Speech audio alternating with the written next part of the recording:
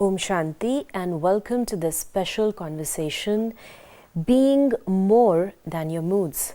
We have with us Brother Ken to talk about it. Brother Ken has been practicing Raj Yoga meditation for around 43 years. He is an Australian living in Brazil for a long period of time. He has written several books on different topics in different languages. He's been a business consultant and he's presently the coordinator of the Brahma Kumari Center in South America. Welcome, Brother Ken. A very warm welcome for giving us the time. Okay, great. Lovely to be here. Brother, most of us, you hear people saying, I'm not in a mood to do this, I don't feel like doing it. So mood determines what we do, and whatever we do determines our life. So how can I become more than the moods that I have? Yeah, the thing is, it's again related to having more control over yourself. Mm-hmm. I was thinking while you were speaking about moods. Moods are like, I used to work as an industrial chemist, Mm-hmm. and I was working in the area of perfumes. Mm-hmm. And to make a very good perfume, you have to make it so that it has the same smell after 5 minutes, after 20 minutes, after half an hour, even after an hour, you can still, the same sort of smell, not exactly the same. Mm-hmm. But these cheap perfumes, you put them on, they smell great for 2 minutes, and then they've gone. Mm-hmm. So that's because they have what are called volatile esters. Esters are like chemical compounds that make smells, right? Just to make it simple. Mm-hmm. And you have to. There are some that are really volatile. They're not stable, even at room temperature. Mm-hmm. Mm-hmm. And some are extremely stable. Mm-hmm. In the same way, mood is like Mm-hmm. something that's volatile that just doesn't stay. It just goes off. Mm-hmm. And so if we just follow our moods, we're not following what will be sustainable. We're not following what will be, what will stay. Mm-hmm. And suddenly, because I had the mood, I was in an off mood and I missed the chance. Mm-hmm. And that off mood was only for 5 minutes or 10 minutes or an hour, right? Mm-hmm. And the big chance of my life happened when I had an off mood. It doesn't seem sensible to just be guided by our moods. Mm-hmm. I'm okay, I'm not okay, I'm fine, I'm not fine, and of course we all affect each other, Somehow it seems like, if you've ever seen sheep in a field, when one turns, everyone turns, right? Mm-hmm. All of the sheep turn. Mm-hmm. They sort of follow each other. Mm-hmm. So, it's all about having control over my life. Mm-hmm. Like you rightly mentioned, the example of the sheep. I'm as I'm talking to you, I'm remembering the example of sledging. They're sledging in the cricket, where the other team tries to provoke the players so that they are in a different mood and they do not perform. Most of the time, my mood is determined by whatever's happening outside. It's emotion. And it is like a single word, a small situation that can completely put you off. So how do I determine that my mood remains stable when the outside things are completely out of control? I can't control them. No, that's why it's all about controlling yourself. Mm-hmm. You realize that you can't control events, you can't control other people, but you can control yourself. And that's where it has to be. I have to see myself. What sort of a person do I want to be? Mm-hmm. Do I want to be a sort of a person who has 6,000 moods in 24 hours? No. Mm-hmm. You were talking about ourselves. I can control myself. We'll talk more about how do I get into controlling my own self and my own moods. But if I'm living with someone who's very moody, if I have to work with someone who's I don't know which mood this person can get into. You know, many times people come up and say, I have a moody boss, I have a moody colleague, or my, you know, my family members are like that. How can I deal with the other person's mood? Because if there are 5, 6 people with different moods, and then I have my own mood swings. So, how and well, the thing is, manage it? if you are superficial, and this is a bit hard to recognize, I mean, easy to recognize, hard to accept. But we are affected by other people because we are superficial in our thinking. Could you define what superficial It thinking means is? I'm so much near the surface of my consciousness that anything that's going on just rubs against it and provokes a reaction. You know, it's like I'm too sensitive in the wrong way, you know. Because you can be sensitive in the right way, like you pick up on someone's vibration, you can read someone's need. But being sensitive in the wrong way is like being, you know, anything that happens, you're in that and you're being affected by it. And it's not easy, especially if there are a lot of people around. I remember once I had to do some work in a football stadium, and I was there during the game, a big game. There were 50,000 people. And, you know, there were 2 famous teams playing each other. I don't really understand football because in Australia we didn't play that, soccer. Anyway, I was sitting there and I was with the crowd of one team. They all sit together, the supporters of one team, because otherwise they'll fight with each other. So I was with one of the teams, and whenever they were getting close to the goal, all of the people they start to shout, and I found it very difficult not to get into that mood, because there's a lot of people, a big vibration, and so if you've ever seen a tragedy in the street, for example, someone gets killed in a traffic, there's such a strong vibration that you feel, you know, you can feel it. If you go into a room where there had been a very heavy fight and everyone's quiet, you can say, well, what happened here? Because you can pick it up, right? The thing is, we have to pick it up and make sense of it. Instead of just picking it up and being moved by it, let me pick it up and, you know, what is this here? You know, what has it got to do with me? And this is the difficulty of avoiding, especially 6 people in a bad mood and I'm working with them in the same office. I have to be quite strong not to be affected. So it's about inner strength and self-control. And I can be okay. You know, I'm still an incense stick in a smelly room, right? The smell is not my smell. I'm just still okay. I'm okay and giving out a nice fragrance, right? Everyone else has got a bad fragrance, but I'm okay. But that requires understanding and control. There's no way around it. You know, as we're talking, someone would say it's easy to talk about it, but very difficult to practice when I'm actually stuck in a situation like that. So how do I actually come out and make myself strong if I have a situation where I'm already stuck with difficult people, or, you know, a lot of, I do not have control over my own emotions. How do I bring myself to stability? Well, you can't really do it at the time. You have to do it before or between. This sort of spiritual power, you have to build up, you know. It's not going to happen one day to the next, and it's not going to happen theoretically, as you say. It's easier said than done. But if you're working on your inner self, and you're working, and you really understand actually where moods come from. Could you explain that?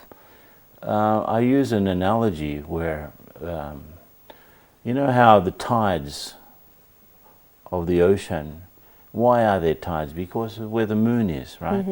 So if the moon is on that side of the earth, the water will go towards towards the moon because of the gravity. That's why there are tides. And the moon comes to this side, and the tides go to the other side. So the tides of the soul are the moods. And the moon is the intellect. And the beach or the shore is the mind. So the intellect goes this way, the moon goes this way, and the moods, come and they start to affect the shore of the mind, right? So it's really about where the intellect is. Now, if the intellect is jumping all over the place, you'll become confused because your mood will be where your intellect is. Let's say you are conscious because the thinking is on the mind, but what is making the thinking happen is the intellect. So the intellect is thinking about a big problem, a really difficult problem. I can't solve it. It's difficult. I can't do it. And so what will the mood that will pull towards it? Will be, I'm useless, I can't do it, I don't feel like it, I've tried so much, I can't get through it. And if you're thinking about something elevated, your mind you'll feel an elevated mood. And if you're thinking about something not elevated, if you're worried about other people, you'll be affected by them. So worrying is also putting your intellect in a situation where those become the consideration, and that will pull that sort of a mood. So moods vary because the intellect is all over the place. The moon is everywhere, using that analogy. So in the same way, I can control, I can fix my thinking in a way that keeps me fairly flexible. So it doesn't matter how people are, right? I have to be okay. And I'll give you an example. Sure. I was giving a talk, and someone, it was a theatre where everyone was sitting on wooden. It was a wooden theatre. The floor was wooden, and the seats were okay. But halfway through the talk, someone came in with a couple came in, and the guy was carrying a camera. And they made a lot of noise, right? They come down right to the front and sit right in front of me. And of course you can pick up the mood of the people because they were listening to a talk. And funnily the talk was about how to keep happy no matter what happens, right? So they were listening to the talk, and then someone comes in and you can pick up the vibration. How dare they do that? They're making too much noise. They're disturbing, and this is a lack of respect. I'm ashamed of my countrymen because I was visiting another country. And so you can pick that up in the air. You can feel it. And the person sits down right in front and says, "Can I take a photo with you?" While you're on the stage. On the stage, right? And I said, "Sure, why not? Come up." In the middle of the talk, I went like that to the crowd. So I wasn't affected by the mood because I knew what I was going to do, right? I didn't arrange this, but she said, "Okay, take the photo." And the guy took a few photos of me and that lady together, and then they went down and got up and walked out. And you could see the audience, what is this? This is crazy. And I said, "What's the topic of our talk?" To be happy. To be happy no matter what happens. Did you see how little it takes to make someone happy? She had such a big smile. I mean, I don't know why she wanted the photo. But the thing is, if you know what you're going to do and you know what you want, even if there were 100 people, right, in the audience, and they're all having that bad negative thought mostly, how dare this person do like... So I was not affected by that because I knew what I had to do. First of all, the context. The talk was, keep happy no matter what happens. So if I become unhappy, I've lost the talk, right? So awareness of the context, an awareness of what I need and what I want, and that can help me not be affected by other people. So I have to be really conscious of, everything, every action that I'm doing, because most of the time I'm not aware definitely not about the context. Well, I'm not in control. Again, it always comes back to that. If I'm not in control, I'll be controlled. That's it. And especially, as you said, that when the mood of 1,000 people is like that, It's not easy. It's not easy. You tend to get affected by it. You talk about control. How do I control myself? Because that's the most difficult thing. Yeah, again, self-control will always come back to meditation practice. And not any type of meditation, but I would say Raja Yoga meditation is really, really tailored to help us to have the sort of control that we need. And in the meditation, we focus on who and what we are, and we fix that as a sort of a foundation sort of consciousness for the rest of our thinking. So at the bottom of everything, I'm a peaceful soul. And if I'm at that basic level of thinking, and I know then if I'm peaceful, then what I have to do. What does a light do? A light shines, right? What does a flower do? A flower gives fragrance and beauty. What does a seat do? It supports us. What do I do? If I'm a peaceful soul, what does a peaceful soul do? I'm at peace. I'm at peace. You don't find a microphone pretending that it's a flower vase, or a vase thinking that it's a chair. Everything that exists has a reason. Me too. So if I have that basic foundational clarity about who I am and what I do, I can hold on to it. Nothing and no one will take it away from me. But again, have to practice. And the constancy makes the control more natural. You said about, of course, practicing Raja Yoga meditation and about the awareness that, I am soul, and going back to the intrinsic qualities of the soul, of peace, of happiness, and then naturally, of course, I will exhibit those. But it is a practice. And sometimes people ask that, is there a time span? What is the time frame that, I get control over myself? What is the time frame that I completely change? If I'm an angry person, what is the time frame that I will stop being angry? Well, what is your answer? I don't think there's a time involved. It's a question of dedication and understanding, Some people try meditation for a few days and they give up because it didn't happen anything. And so they start to blame them, this meditation is no good. In fact, it's not that the meditation doesn't work, it's me who's not working. I'm not working, I'm not functioning properly. That's why meditation is not working. It requires discipline, there's no way around it.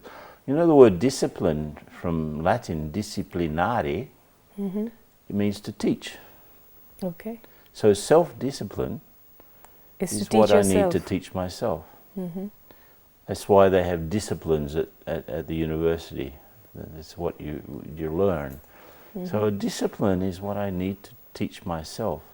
So that means I have to be aware of the things that are working and the things that are not working in my life. So let's say, take the example of being very volatile and being upset easily by situations and other people, their moods.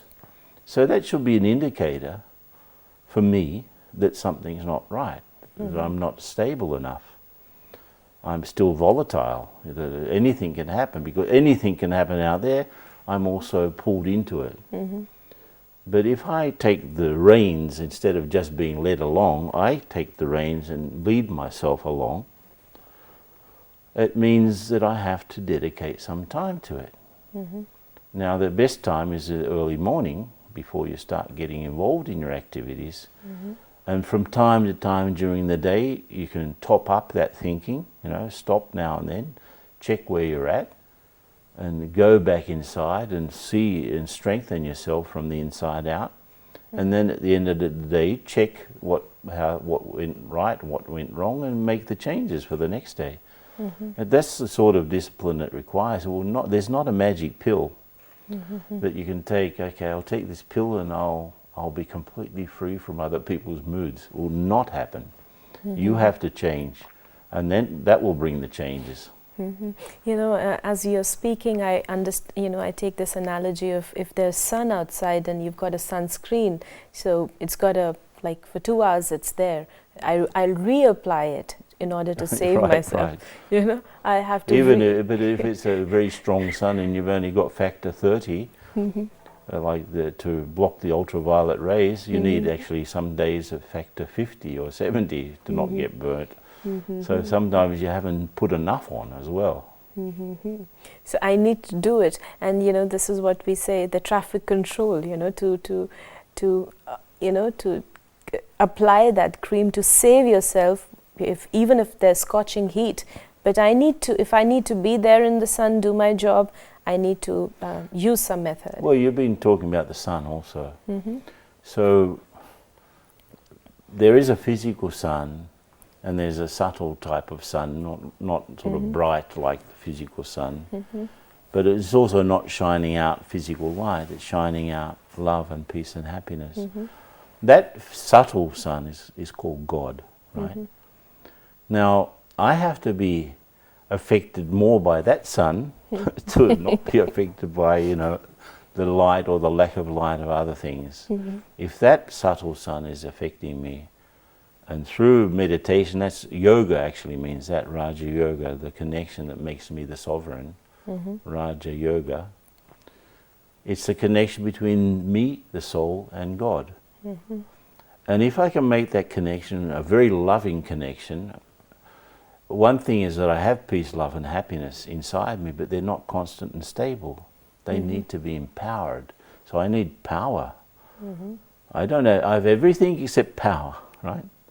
I've got all of these marvelous apparatus, but they need the electrical energy. So in the same way I have peace, love and happiness, but I need the power source. So meditation is connecting up with the power source, and we should help our viewers to have an experience. Definitely, and as you mentioned that, you know, to have control, Raj Yoga is to have control over the self, and I have a connection with the spiritual sun, that is God. So thank you for that wonderful experiences and insights that you have shared, and we request you to take us all into an experience of meditation. Great. Yeah, I just sit naturally. Don't need a special posture. You shouldn't be slouching or rigid, just very good. Sit nobly on your seat.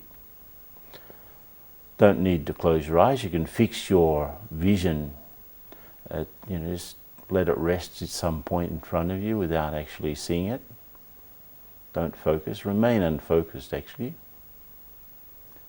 And just go within and remember that the one who listens and speaks and sees and gets things done is a spiritual energy that uses the body as a vehicle, and that spiritual energy sits exactly the right place where it can control all the systems of the body.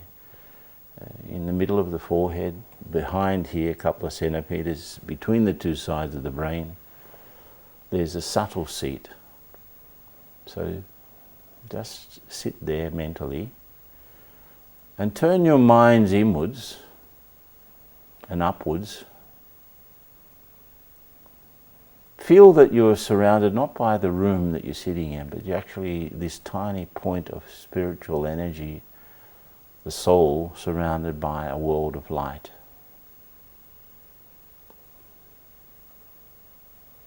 And in that world of light, you can perceive a subtle sun, just shining very close to you. And that's the one that we've been looking for. That's the one who's remembered as God or Allah or Jehovah or Shiva or so many names by different traditions. And I'm in front of that one. And he's the powerhouse, the spiritual powerhouse. So with a lot of love, my mind is open up like a flower, And I'm just receiving those rays. I'm feeling this current. And whatever is good in me is being empowered through this connection. So there's also a feeling of love and gratitude. The soul and God, no one else. Nothing else. And I'm just absorbing and empowering myself. So you can go back to that experience whenever you want. It's not difficult. It just requires remembering. It was a beautiful experience. Thank you very much, Brother Ken. Thank you for sharing and taking us through this journey. Om Shanti. So, Om Shanti. Thanks very much. Good to see you.